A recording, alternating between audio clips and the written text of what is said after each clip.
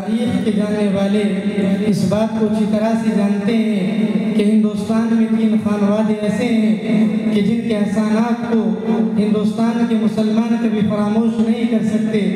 ایک خاندان تو خانوادہ قاسمی ہے جس کے سب سے عظیم فرد حضرت مولانا قاسم نانوتوی نور اللہ مرقدہ تھے۔ ان کی خدمات اور ان کے حالات کو آپ بخوبی جانتے ہیں۔ ان کا لگایا ہوا پودا آج دارالعلوم دیوبند کی شکل میں ساری دنیا کے سامنے موجود ہے، اور اس گلشن کائنات کا شاید و باید کوئی ملک ایسا باقی ہوگا جہاں دارالعلوم دیوبند کا فیض یافتہ موجود نہ ہو۔ اور ایک دوسرا خانوادہ الیاس کاندھلوی رحمۃ اللہ علیہ ہے۔ ہمارے تبلیغی جماعت کے افراد بلکہ ہندوستان کا ہر مسلمان اس بات کو جانتا ہے کہ حضرت نے بے شمار محنتیں کی، اور وہ لوگ جو اللہ تبارک و تعالیٰ سے دور ہو چکے تھے، تاجدار بطحہ محمد عربی صلی اللہ علیہ وسلم سے لا تعلق ہو چکے تھے، نماز و قرآن سے دور ہو چکے تھے، ان کو واپس وہیں لا کے کھڑا کر دیا۔ اور ایک تیسرا خانوادہ مدنی ہے جس کے عظیم فرد حضرت مولانا حسین احمد مدنی نور اللہ مرقدہ سے۔ اس شخصیت کو کون نہیں جانتا؟ ہندوستان کی مٹی بھی اس بات کی گواہی دیتی ہے کہ حسین احمد مدنی ایک عظیم مجاہد تھے۔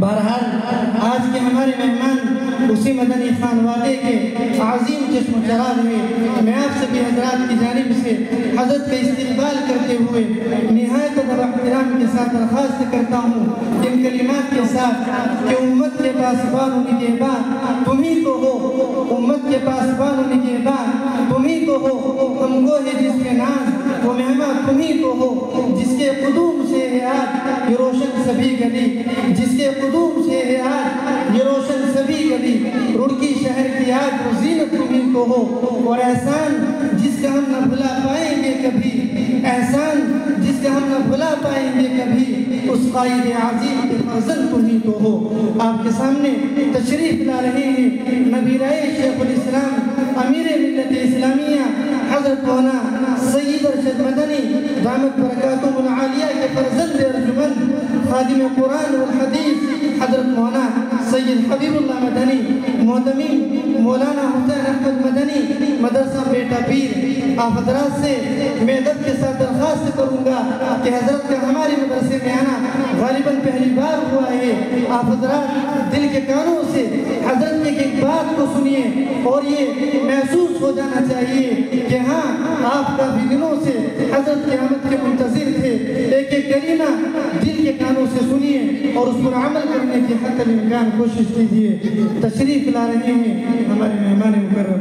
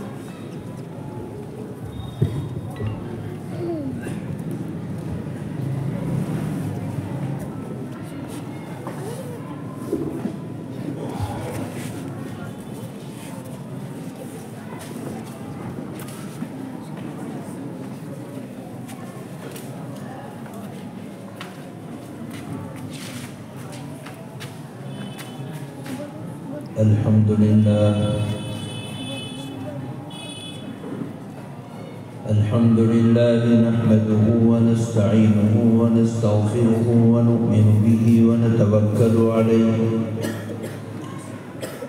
ونعوذ بالله من شرور أنفسنا ومن سيئات أعمالنا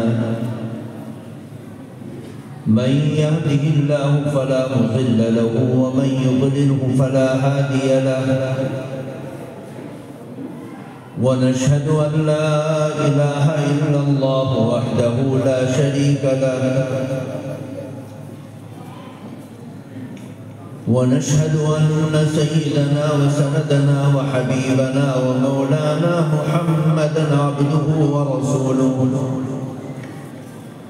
صلى الله تعالى عليه وعلى آله وأصحابه وبارك وسلم تسليما كثيرا كثيرا. أما بعد فأعوذ بالله من الشيطان الرجيم. بسم الله الرحمن الرحيم.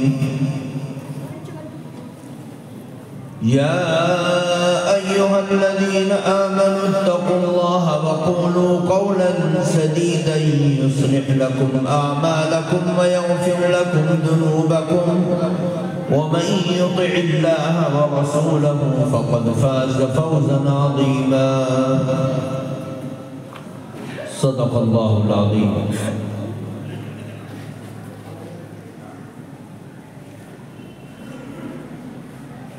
حضرات علماء اکرام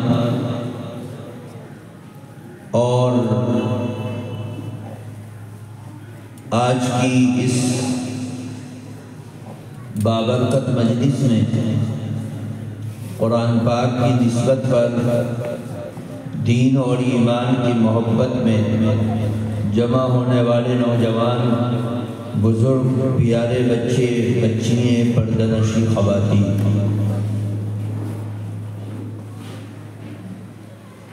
آپ حضرات اپنے قیمتی وقت کو فارغ کر کے انتہائی محبت کے ساتھ یہاں جمع ہیں.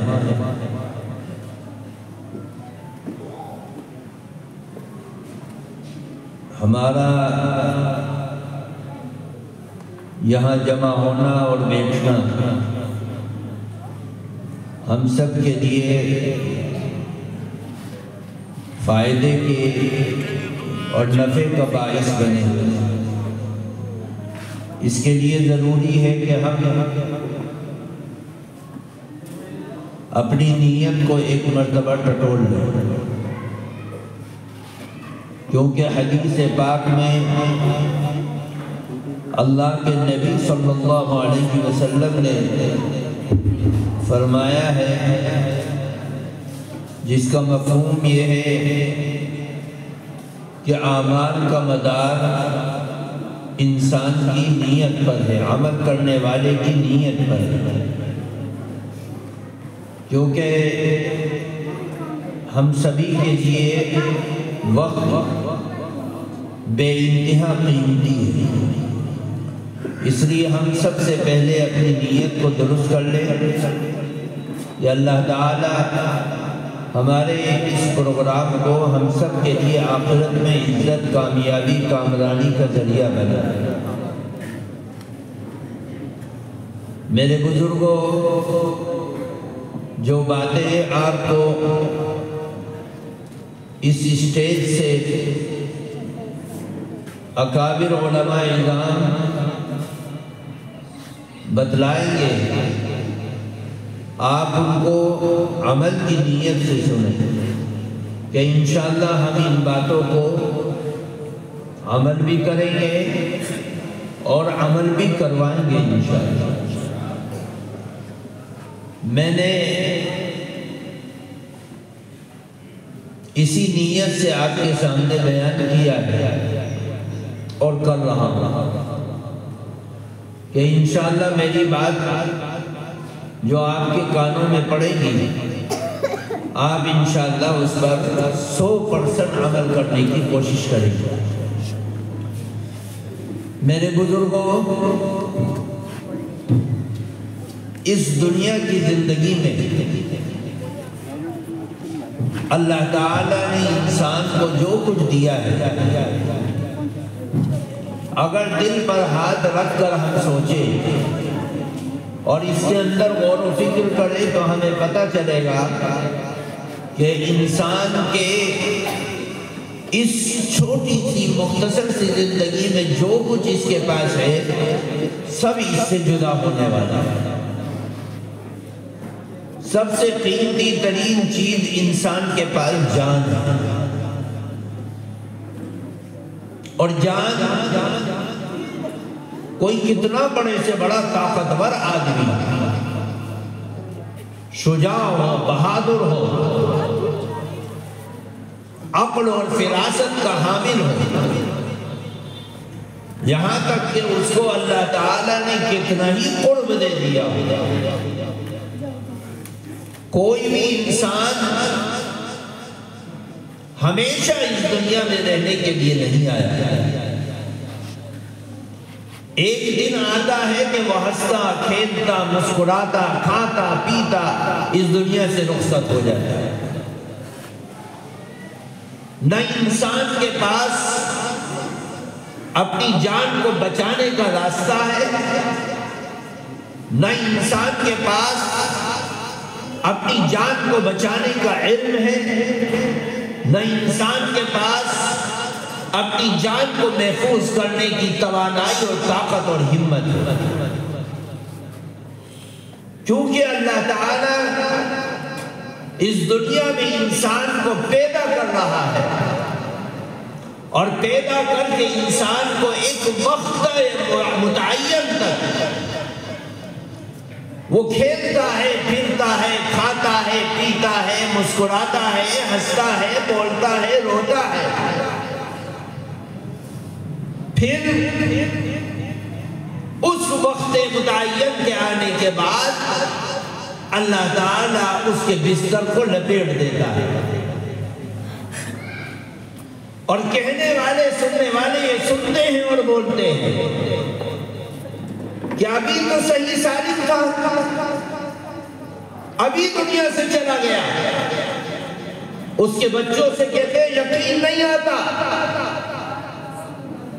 رشتہ دار کہتے ہیں یقین نہیں آتا، تعلق والے کہتے ہیں یقین نہیں آتا، کہاں سے یقین آئے گا؟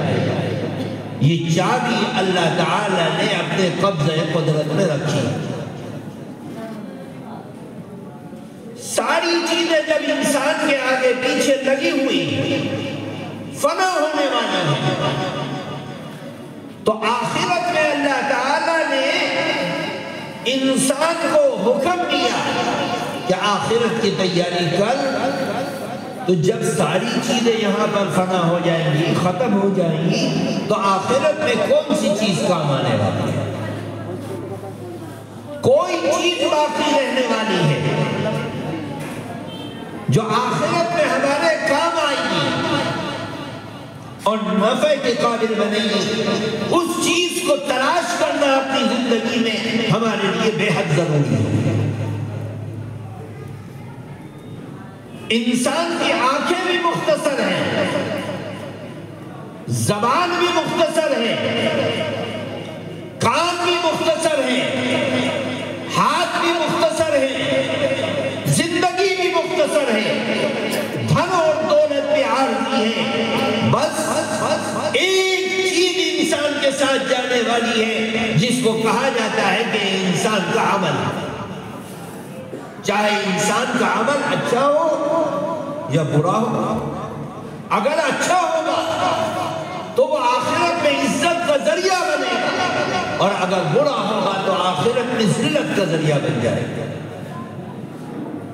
اس لیے انسان کو کہا کہ اے انسان، آدم کی اولاد اپنی زبان کے ذریعے سے عمل کرے گا تو چاہے وہ نیک عمل ہو چاہے برا عمل ہو، یاد رکھ اگر آخرت کی عزت چاہتا ہے تو اس زبان کو اچھائی میں استعمال کر،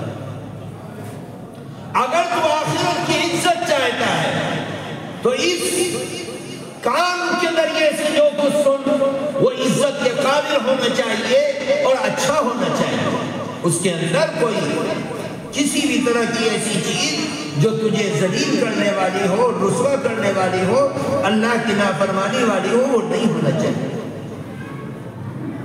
یہی عمل زبان کا ہے، یہی کانوں کا ہے، یہی آنکھوں کا ہے، یہی ہاتھوں کا ہے، یہی پیروں کا ہے، یہی انسان کی زندگی اور جوانی اور بڑھاپے کا ہے۔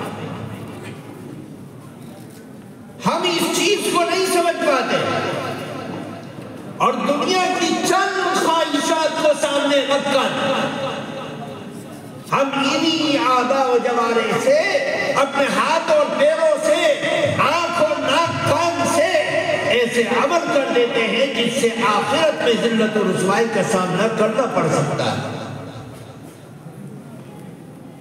میرے دوستوں بزرگوں، اللہ تعالیٰ نے اسی جسم کے اندر ایک چھوٹا سا ٹکڑا رکھا، جس ٹکڑے کو ہم اور آپ کہتے ہیں زبان۔ زبان تو چلنی ہے، کوئی آدمی یہ چاہے کہ ساری زندگی بولے نا تو وہ تو معذور ہی ہو سکتا ہے،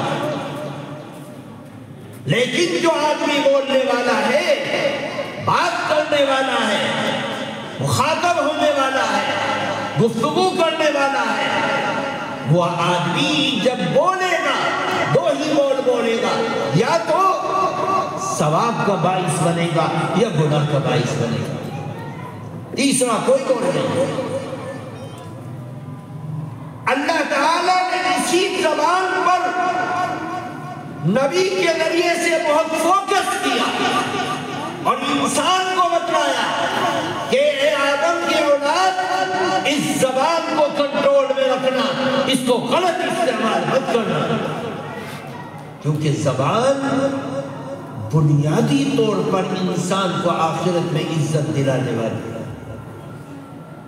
ساری زندگی گناہ کرنے والا، بے حیائی کرنے والا، بے غیرتی کرنے والا، شرک کرنے والا، اللہ کے عذاب کو اپنے اوپر مسلط کرنے والا، زندگی کے آخری لمحات میں ایک مرتبہ اس زبان سے کہہ دے کہ آمنت باللہ، میں اللہ پر ایمان لایا، اس مختصر سے لفظ کے ذریعے سے جہنم اس کے اوپر حرام ہو جائے اور جنت واجب ہو جائے۔ کوئی تعلق نہیں خاندانوں کا آپس میں، برادری کا تعلق نہیں، مذہب کا تعلق نہیں، لیکن ایک شخص جس کا دیکھنا، جس سے چھونا، جس کا سلام کرنا، جس سے مصافحہ کرنا، جس سے گفتگو کرنا، جس کی آواز کو سننا، سب اللہ تعالیٰ نے ناجائز قرار دیا، اجنبی عورت، لیکن زبان سے ایک مرتبہ کہا کہ میں نے فلاں عورت کو اپنے نکاح میں قبول کر لیا، یہ زبان سے چھوٹا سا لفظ نکل جانا، اس کے اوپر اس کا دیکھنا، اس کے ساتھ کھانا، اس کی زیارت کرنا، اس کے پاس بیٹھنا، اس سے سلام کرنا، یہاں تک کہ اس کے منہ میں لقمہ دینا، سب کا ثواب بن جاتا ہے۔ اس وجہ سے زبان کا بول نکل گیا۔ ہم اس چیز کو اس عمل سے تلاش کریں۔ اللہ تعالیٰ نے اس زبان کو بہت نرم بھی بنایا، کتنا ہی پتھر دل آدمی ہو اور وہ ظلم کرتا ہو، تشدد کرتا ہو، لیکن ایک زبان سے نکلنے والا بول اس کے پتھر دل کو موم بنا دیتا ہے اور اس کے دل میں محبت پیدا کر دیتا ہے۔ میرے دوستوں بزرگوں، نبی پاک صلی اللہ علیہ وسلم نے 2 صحابیوں کو بھیجا کہ جاؤ پہرے داری کرو۔ وہ پہرے داری کر رہے ہیں اور انہوں نے جنگل میں پھر رہے ہیں، مسلمان سب سو رہے ہیں اور یہ پہرے داری کر رہے ہیں کہ دشمن کہیں تاک کر حملہ نہ کر دے، خبر لے کر آؤ دشمن کہاں ہے۔ وہ جاتے ہیں، ان کی ملاقات 2 دشمنوں کے جاسوسوں سے ہوتی ہے۔ ان سے پوچھا کہ بھائی تم کون ہو؟ وہ صحیح جواب نہیں دے سکتے۔ ان کو گرفتار کرنے کی کوشش ہوئی، ایک گرفتار ہو گیا اور ایک بھاگ پڑا۔ جب بھاگا تو تلوار اٹھائی ایک صحابی نے اور تلوار اٹھا کر اس کو قتل کر دیا۔ ساتھی نے اس نے کہا کہ بھئی تم نے اس کو ناحق قتل کیا، تم نے ناحق قتل کیا ہے۔ اس نے کہا ناحق قتل نہیں کیا۔ کہا چلو اللہ کے پیغمبر کے پاس۔ اللہ کے پیغمبر کے پاس گئے اور صحابی نے کہا یا رسول اللہ، ایک تو ہم گرفتار کر کے لے کر آ گئے، لیکن ایک کو میرے ساتھی نے ناحق قتل کر دیا۔ فرمایا کیوں قتل کر دیا، کیا ماجرا؟ اللہ کے نبی کے سامنے وہ واقعہ بیان کیا گیا۔ نبی پاک صلی اللہ علیہ وسلم کے سامنے ساتھی بیان کرتا ہے، یا رسول اللہ، ہم نے ایک دشمن کو گرفتار کر لیا اور ایک کے پیچھے جب ہم چلے تو وہ دوڑنے لگا، میرا ساتھی اس کے پیچھے دوڑنے لگا، جب قریب تھا کہ اس کو قتل کر دیتا تلوار اٹھائی تو فوراً اس نے آپ کا کلمہ پڑھ لیا اور ایمان میں آیا، لیکن اس کے باوجود اس ساتھی نے قتل کر دیا۔ نبی پاک صلی اللہ علیہ وسلم نے غصے میں ارشاد کرنا کیوں قتل کیا؟ صحابی نے کہا یا رسول اللہ، اس نے موت کے ڈر سے ایمان کا کلمہ پڑھا، موت کے ڈر سے۔ نبی پاک صلی اللہ علیہ وسلم، دیکھو ظاہری زبان کی اہمیت کتنی ہوتی ہے۔ جب انسان ظاہری زبان سے اقرار کر رہا، دل میں کچھ بھی ہو، وہ اس کا اور اللہ کا معاملہ ہے، لیکن اگر ظاہری زبان سے وہ دعویٰ کر رہا ہے تو وہ زبان کا دعویٰ سچا مانا جائے گا، اس کے اندر جھوٹ اور فریب نہیں تصور کیا جا سکتا، کیونکہ اس کا تعلق اللہ سے، بندے سے ہے۔ میرے بزرگوں دوستو، اللہ کے نبی صلی اللہ علیہ وسلم نے ارشاد فرمایا، کیا تم نے اس کے سینے کو چیر کر دیکھ لیا تھا، اس کے دل کو کھوج کر دیکھ لیا تھا کہ اس نے دل سے کلمہ پڑھا یا نہیں پڑھا؟ پھر اس کی اللہ کے نبی نے دیت ادا کر دی۔ اس چیز کو سمجھنا ضروری ہے کہ زبان انتہائی اہمیت کی حامل ہے۔ اس زبان کے ذریعے سے جھوٹ بولنا، غیبتیں کرنا، برائییں کرنا، حسد کی باتیں کرنا، ظلم و زیادتی کرنا، ماں باپ کو گالی دینا، بھائی بہن کی گالی دینا اور اللہ کی زمین پر ظلم کر کے اس زبان کے ذریعے سے ناانصافی کرنا، یہ سب کی سب اس کے اندر داخل ہے۔ ایک سب سے بڑا گناہ ہمارے درمیان میں جو زبان کا ہوتا ہے وہ جھوٹ ہے۔ اگر وہ جھوٹ پکڑا جاتا ہے تو آدمی کہہ دیتا ہے کہ میں نے تو مذاق میں کہا، حالانکہ وہ مذاق نہیں، وہ حقیقت ہوتا ہے، اور حقیقت اگر جھوٹ حقیقتاً بولا جا رہا ہے تو وہ اللہ کے نزدیک بہت ہی غضب کا مسئلہ ہے۔ دوسرا ایک گناہ ہمارے درمیان میں جو بہت ہی خطرناک چلتا ہے، ہم گاؤں دیہاتوں میں رہتے ہیں اور پنچایتیں ہوتی ہیں، کسی کا معاملہ 10 آدمیوں کے درمیان میں طے کیا جا رہا ہے۔ اب اللہ تعالیٰ نے قرآن پاک کے واسطے سے حکم دیا، وَإِذَا حَكَمْتُمْ بَيْنَ النَّاسِ أَن تَحْكُمُوا بِالْعَدْلِ۔ اے لوگوں، جب تم لوگوں کے درمیان میں فیصلہ کرنے کے لیے بچھائے جاؤ اور تمہارے ہاتھوں میں فیصلہ آ جائے تو تم عدل و انصاف کے دامن کو اپنے ہاتھ سے چھپنے مت دینا، عدل و انصاف کے ساتھ فیصلہ کرنا۔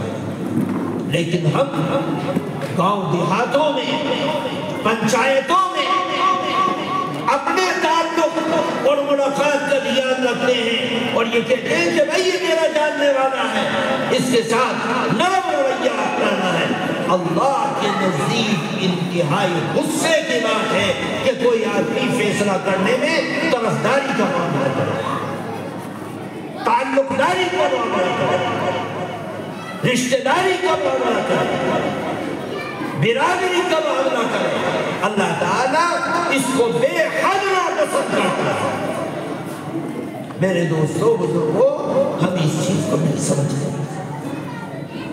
ہزاروں پنچایتیں ہوتی ہیں اور ان میں غلط فیصلے ہوتے ہیں، کنارے پر کھڑا کر دیا جاتا ہے، بھید بھاؤ کیا جاتا ہے، ظلم و زیادتی کی جاتی ہے۔ اور تیسرا گناہ سب سے بڑا جو ہمارے درمیان میں، اور ہمیں اس گناہ کا احساس بھی نہیں ہے۔ ایک آدمی گناہ کر رہا ہے اور اس کے دل میں احساس لیتا ہو کہ بھئی یہ گناہ ہے، کہیں اللہ کی پکڑ نہ ہو جائے، لیکن ایک آدمی گناہ کر رہا ہے اور اس گناہ کا احساس اس کے دل سے نکل گیا، وہ گناہ کو گناہ بھی نہیں سمجھتا۔ جب گناہ کو گناہ نہیں سمجھتا تو وہ بندہ اس گناہ سے توبہ کی سعادت بھی نہیں پا سکتا، توبہ بھی نہیں ملے گی، کیونکہ اس نے گناہ کو گناہ سمجھا ہی نہیں۔ یہ گناہ ہمارے سماج کے اندر جو ہو رہا ہے یہ غیبت ہے۔ اللہ تعالیٰ نے قرآن پاک میں ارشاد فرمایا لا یغتب بعضکم بعضا، اے لوگوں آپس میں ایک دوسرے کی غیبت مت کرو، اس کے پیٹھ پیچھے اس کی برائی مت کرو۔ ایحب احدکم، مسلمانوں کے درمیان میں کسی گناہ کی نجاست اتنی نہیں بیان کی گئی جتنی غیبت کے گناہ کی نجاست۔ کوئی آدمی کیا یہ پسند کرے گا کہ اس کے بھائی کی موت آ جائے اور اس کا بے جان لاشا پڑا ہو اور اس لاشے میں اس کے گوشت کے لوتھڑوں کو کاٹ کاٹ کر وہ کچا اپنے منہ سے چبائے؟ کیا کوئی پسند کرے گا؟ اللہ قرآن پاک میں ارشاد فرماتا ہے جس بھائی کی تو غیبت کر رہا ہے اس بھائی کا معاملہ ایسا ہی ہے کہ تو اس کے گناہ اس کے گوشت کو مرنے کے بعد لوٹ فروچ کے کھا رہا ہے۔ ایحب احدکم ان یاکل لحم اخیہ میتا فکرہتموہ۔ آج ہمارے سماج میں ہم آپس میں بیٹھ جاتے ہیں، نوجوان، بوڑھے، مرد، عورتیں، سمجھدار، مالدار، غریب، تعلق والے، عزیز و اقارب سب بیٹھے ہیں اور بیٹھ کر گپ شپ کر رہے ہیں اور ایک دوسرے کی غیبت کر کے اس کی عزت کو اچھال رہے ہیں۔ نبی پاک صلی اللہ علیہ وسلم سے صحابی نے عرض کیا یا رسول اللہ جس برائی کو ہم اس کے پیچھے ذکر کر رہے اگر وہ برائی اس کے اندر پائی جاتی ہو تو بھی غیبت ہے۔ اللہ کے نبی صلی اللہ علیہ وسلم نے فرمایا کہ ہاں اگر اس کے اندر برائی پائی جاتی ہو جب بھی غیبت ہے، اور اگر برائی نہ پائی جاتی ہو تو وہ غیبت سے بڑا بہتان ہے، غیبت سے بڑا گناہ ہے۔ آج ہم اپنی زبان سے اس طرح کے گناہ کر کے سماج کو بانٹنے کا کام کر رہے ہیں، سماج میں بیمار پیدا کرنا ہے، تباہی اور بربادی کے دروازے کھولنا ہے اور اللہ کی نافرمانی کر رہے ہیں۔ اللہ تعالیٰ اس سے بے حد ناراض ہے۔ میرے دوستوں بزرگوں، جھوٹ کا کیا کہنا؟ اللہ کے نبی صلی اللہ علیہ وسلم کو جھوٹ سے نفرت، کیونکہ اللہ کے نبی کے اوپر سچائی کو اللہ تعالیٰ نے آپ کے جسم اطہر کے اوپر، آپ کی زبان مبارک کے اوپر اس وقت لاگو کیا جب آپ کے اوپر نہ نماز فرض ہوئی تھی، نہ زکوٰۃ فرض ہوئی تھی، نہ روزہ فرض ہوا تھا، نہ حج فرض ہوا تھا، نہ ایمان کا اتنی بڑی امانت آپ کے پاس قرآن کی شکل میں آئی، نہ آپ کے پاس کلمہ آیا، نہ آپ کے پاس اسلام کو تعارف آیا۔ آپ نوجوان تھے اس وقت، اللہ کے نبی صلی اللہ علیہ وسلم کو اللہ تعالیٰ نے یہ صفت دی، دو صفتیں، ایک صداقت اور دوسری امانت۔ یہ کون ہے؟ یہ صادق ہے، یہ امین ہے، امانت دار ہے، فیصلے کرتے ہیں، سچا فیصلہ کرتے ہیں۔ قریش مکہ نے اللہ کے نبی صلی اللہ علیہ وسلم کے زمانے میں مکہ مکرمہ میں کعبۃ اللہ کو نئے سرے سے بنانے کی کوشش کی۔ پورے عرب کے اندر اعلان کیا جس کے پاس حلال کا مال ہو، پاکیزہ مال ہو، اللہ کے گھر کو بنانا ہے، اس کی تعمیر کے لیے پیسہ دو۔ لوگوں نے اپنا پیسے کے دہانے کھول دیے، لیکن حلال کا پیسہ آ رہا تھا اور حج کا موسم قریب آ گیا، تعمیر چل رہی تھی۔ تو آدھا کعبہ جتنا آج ہے اسی نیو اور بنیاد کے اوپر وہ کعبہ چوکور بنا دیا گیا کہ آدھا بعد میں بنائیں گے، اور بنا کر کھڑا کر دیا گیا۔ کونے میں حجر اسود کو رکھنا تھا، کعبۃ اللہ کے کونے میں حجر اسود کو لگانا تھا، لیکن مکہ کے قبیلوں میں لڑائی ہو گئی کہ یہ حجر اسود کو کون لگائے گا۔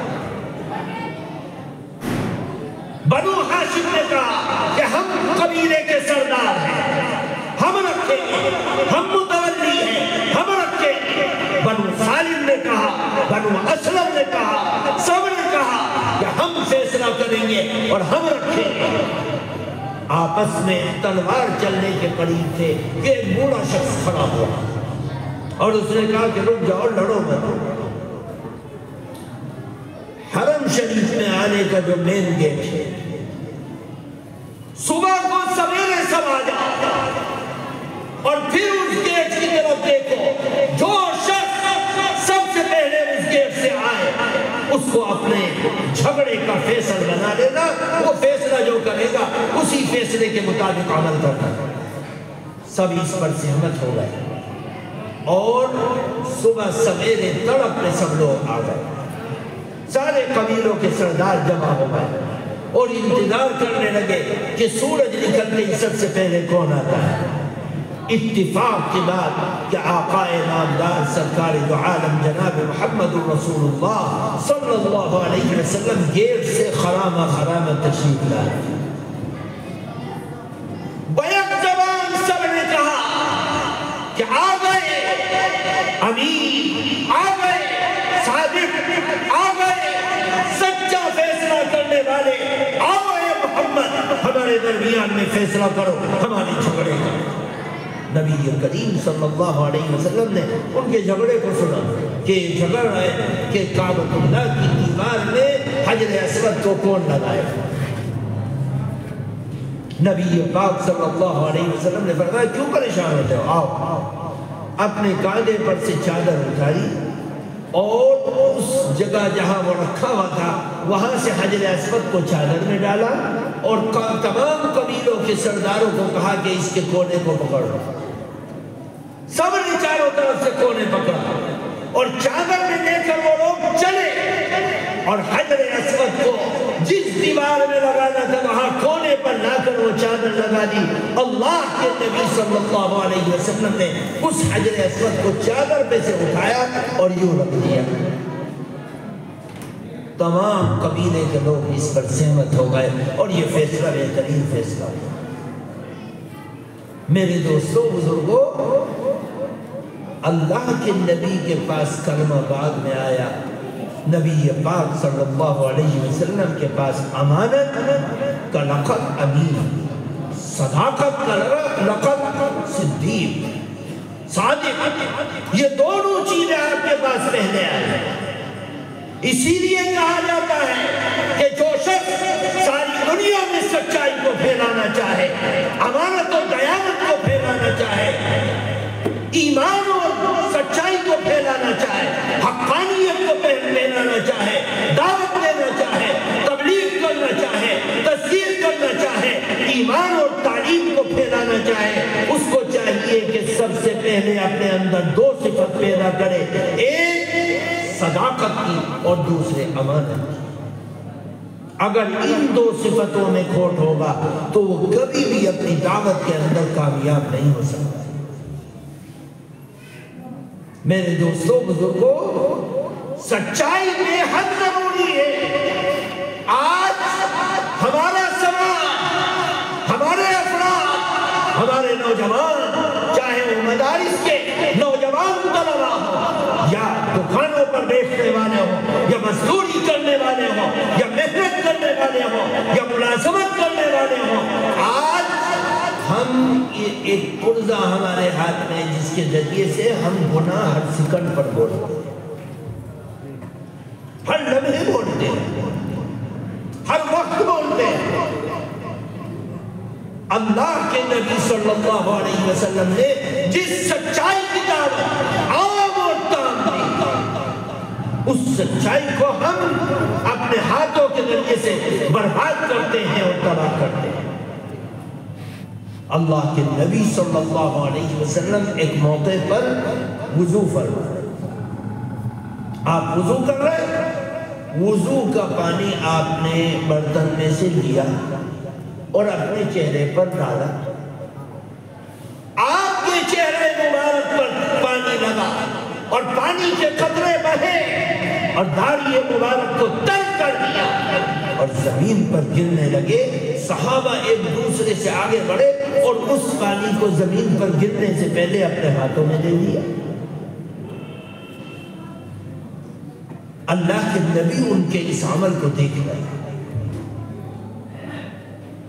اللہ کے نبی ان کے اس عمل کو دیکھ رہے ہیں کہ یہ میرے وضو کے پانی کو زمین پر گرنے نہیں دے رہے اور محبت میں، خوشی میں میرے وضو کے پانی کو اپنے ہاتھوں میں لے کر کوئی اپنے چہرے پر مل رہا ہے، کوئی پانی پی رہا ہے، کوئی سینے پر لگا رہا ہے، کوئی آنکھوں پر لگا رہا ہے، کوئی سر پر لگا رہا ہے۔ اللہ کے نبی دیکھ رہے ہیں۔ نبی پاک صلی اللہ علیہ وسلم نے ان سے پوچھا، ما یحملکم علی ھذا، تمہیں اس کام کو کرنے پر کون سی چیز رغبت دے رہے، کیوں کر رہے ہو، تم یہ کیوں کر رہے ہو؟ میرے وضو کا پانی اور زمین پر گرنا چاہیے، تم ہاتھوں میں لے کر اپنے چہرے پر مل رہے ہو، کیا ماجرا ہے، کیوں کر رہے ہو؟ صحابی نے عرض کیا، یا رسول اللہ فی حب اللہ و رسول، ہم بالکل بلا وجہ نہیں کر رہے، صرف آپ کی محبت اور اللہ کی محبت ہے، ہمیں اور کوئی حاجت نہیں۔ اللہ کی محبت آپ کے واسطے سے آئی اور آپ کی محبت آپ کی دعوت سے آئی، یا رسول اللہ اللہ کی محبت میں اور آپ کی محبت میں ہم یہ عمل کر رہے ہیں۔ نبی پاک صلی اللہ علیہ وسلم اگر چاہتے تو ان کو دعا دے کر معاملے کو وہیں ختم کر دے، لیکن نہیں۔ آج میرے چہرے کے اوپر سے بہنے والا پانی، اے ابو بکر، اے عمر، اے عثمان، اے علی، اے زبیر، اے طلحہ، اے خبیب، اے خباب، اے بلال، اے زید، تمہیں مل رہا ہے۔ کل کو میری امت کے ہزاروں کروڑوں کھربوں مجھ سے محبت کرنے والے آئیں گے اور ان کو پانی کا قطرہ میرے چہرے کے اوپر سے بہنے والا نہیں ملے گا۔ نبی پاک صلی اللہ علیہ وسلم نے ایک ایسا اصول اور ضابطہ بیان کر دیا جو قیامت تک نبی سے محبت کرنے والوں کے لیے کام آئے۔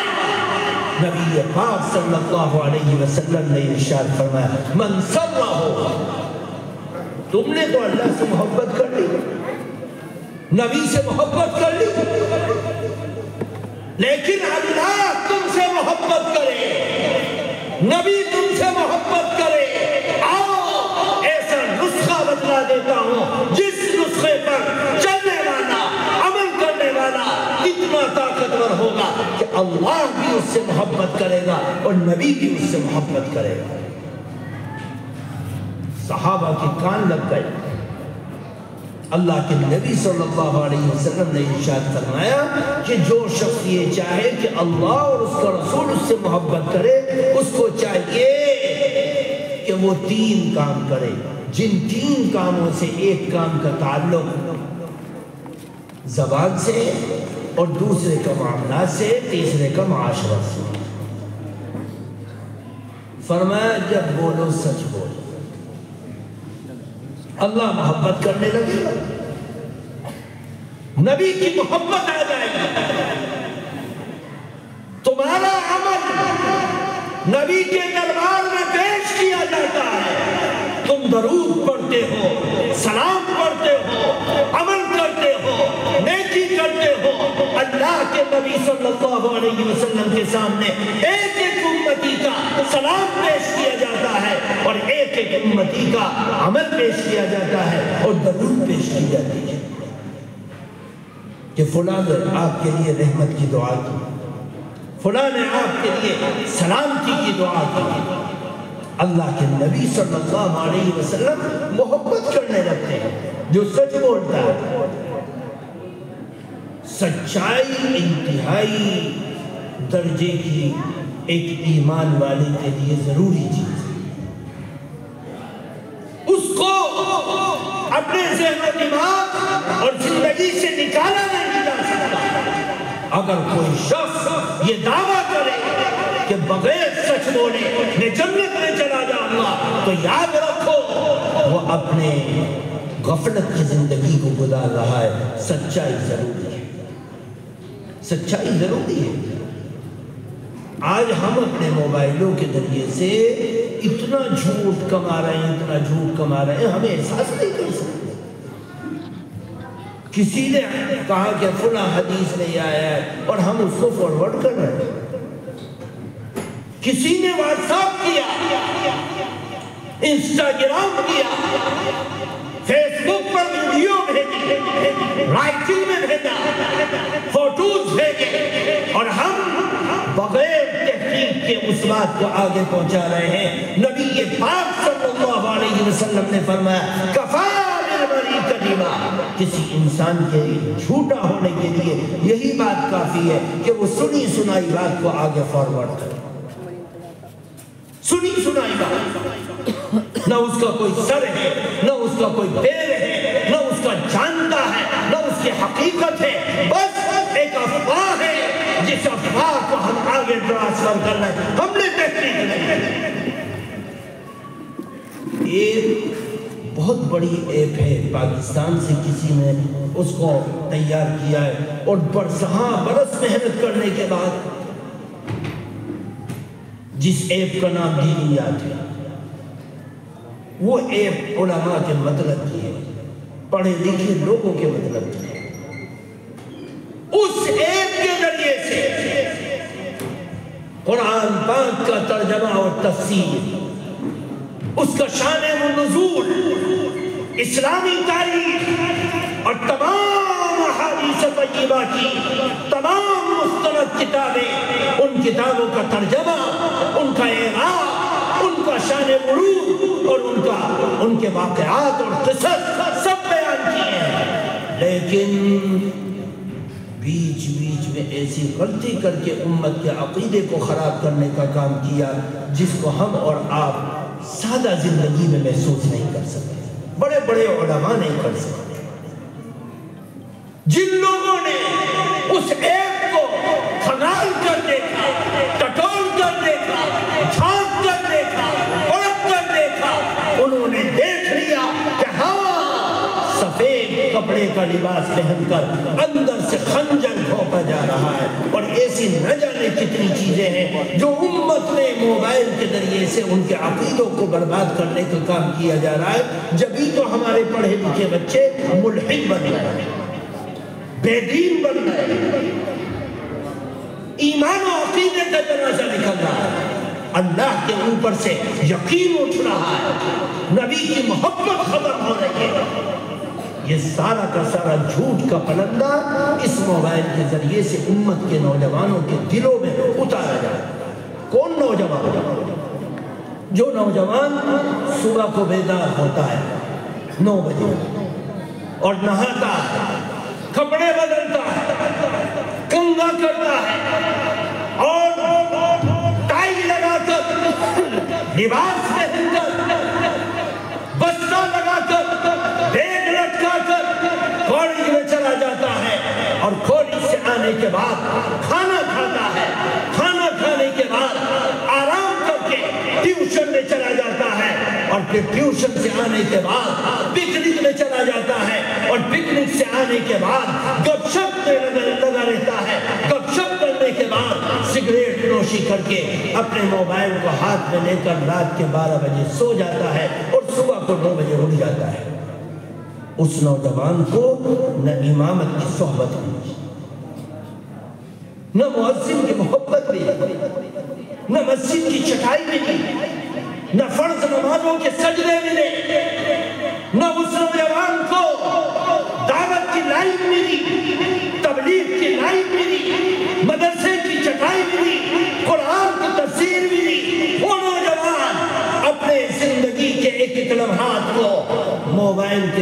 گزار دیتا ہے اور دوستوں میں گزار دیتا ہے، اس نوجوان کو کیا پتا ہے کہ یہ جو فیس بک کی پیج کے اوپر بولنے والا عالم نما بول رہا ہے وہ ہمارے ایمان اور عقیدے کو کس طرح غارت کر رہا ہے، چاہے وہ کوئی بھی ہو۔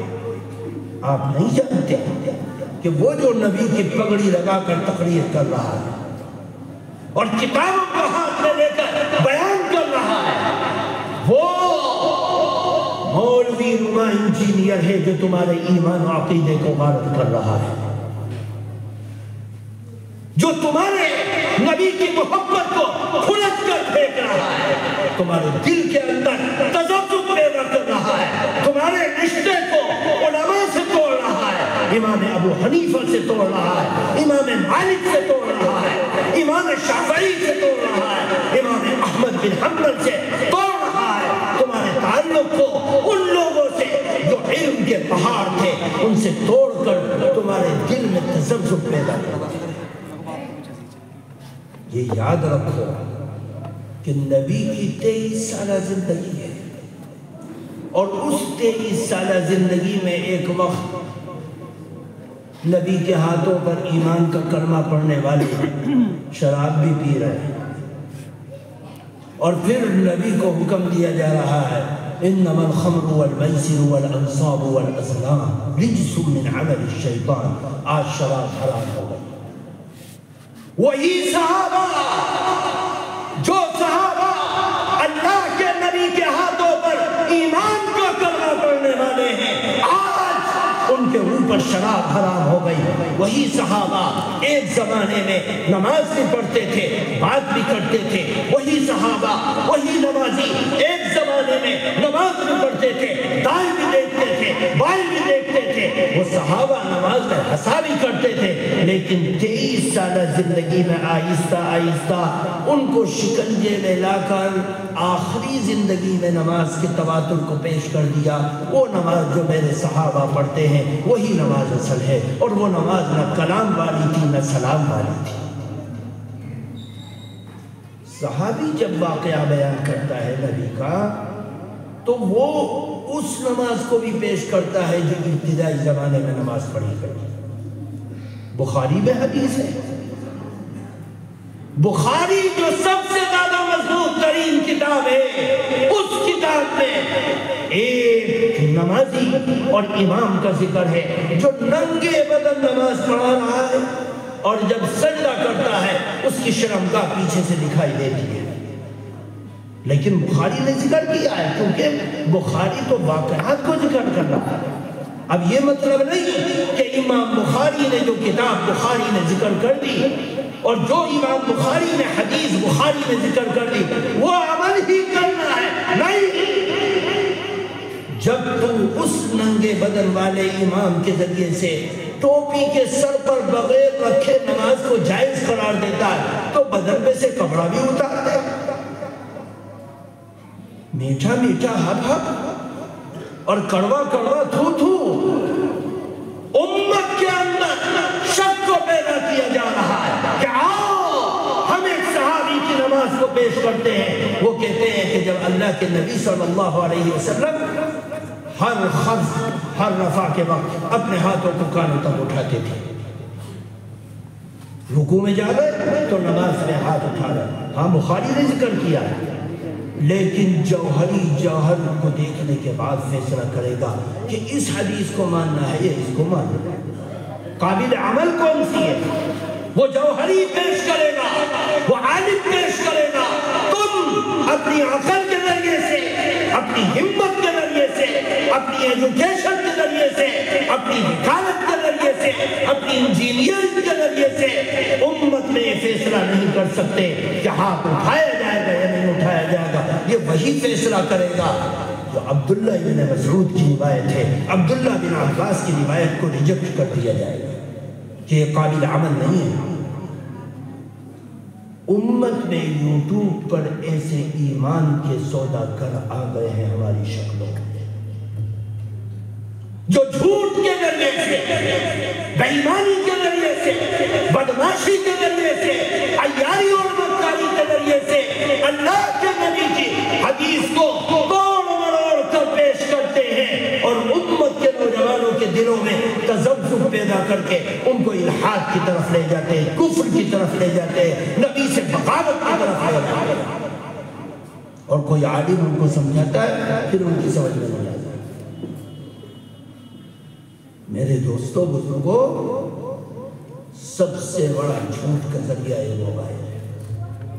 ابھی 15 دن پہلے میں واقعہ بیان کرتا رہتا ہوں، میرے پاس ایک شخص نے آڈیو کی شکل میں ایک ویڈیو بھیجی، اس میں بولنے والا بول رہا ہے کہ نبی پاک صلی اللہ علیہ وسلم نے ارشاد فرمایا، جو شخص الوداعی جمعے کے آخری رمضان کے آخری جمعے میں 4 رکعت نفل کی نیت پالے گا اور ہر رکعت میں فلاں سورت اور فلاں آیت اتنی مرتبہ پڑھے گا، اللہ تعالیٰ اس 4 رکعت کی برکت سے اس کی زندگی کے تمام گناہ معاف کر دے گا۔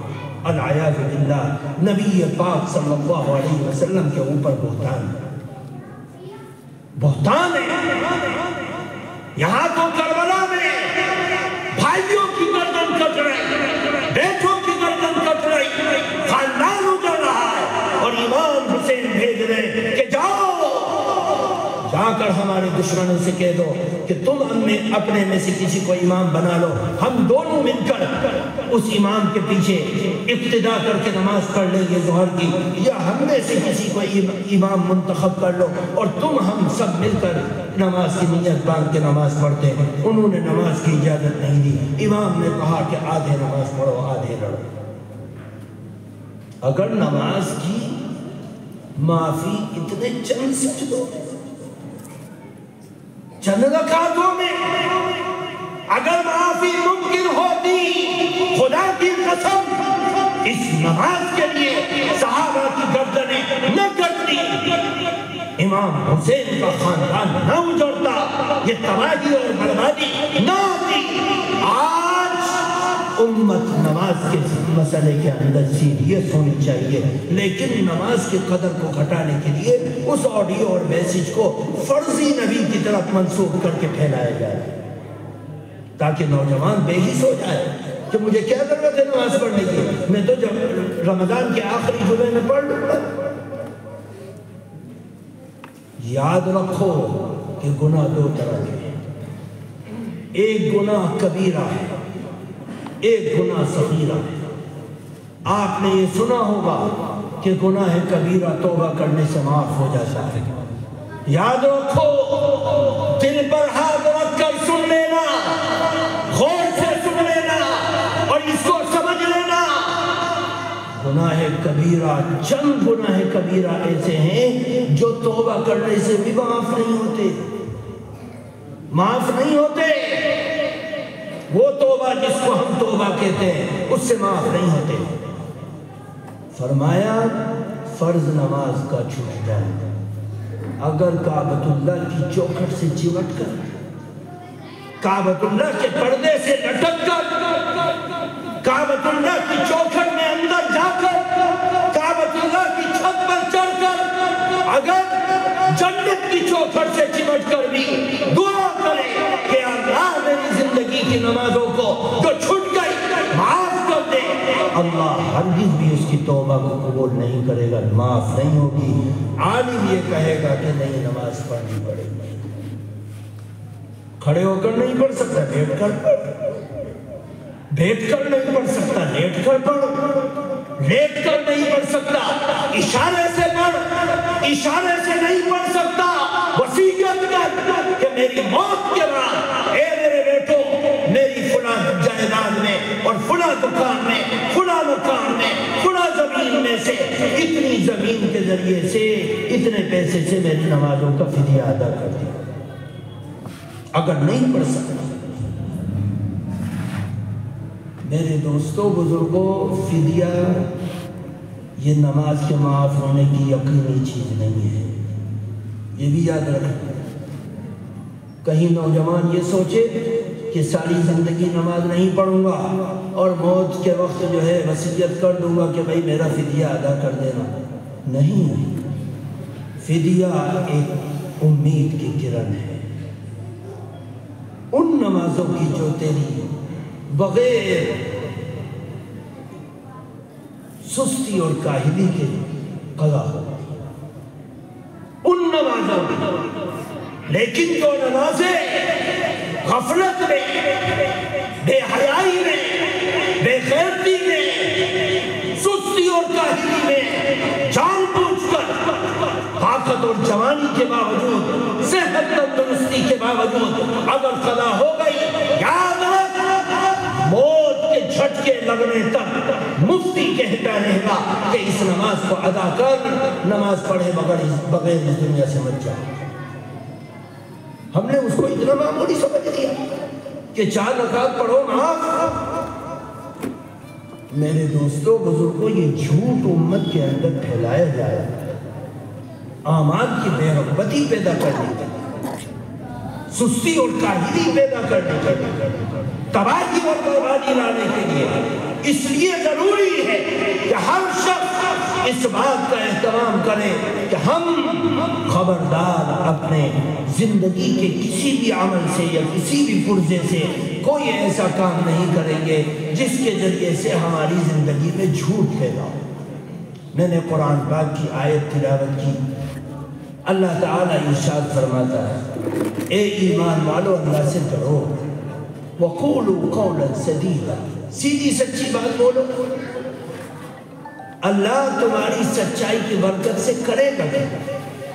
اللہ نے قرآن پاک میں فرما دیا، یُصْلِحْ لَكُمْ أَعْمَالَكُمْ، پہلا انعام، اگر تم سچ بولو گے اللہ تمہارے اعمال کو صحیح کر دے گا، درست کر دے گا، اعمال کی اصلاح کر دے گا، وَيَغْفِرْ لَكُمْ ذُنُوبَكُمْ، اور تمہارے گناہوں کو معاف کر دے گا۔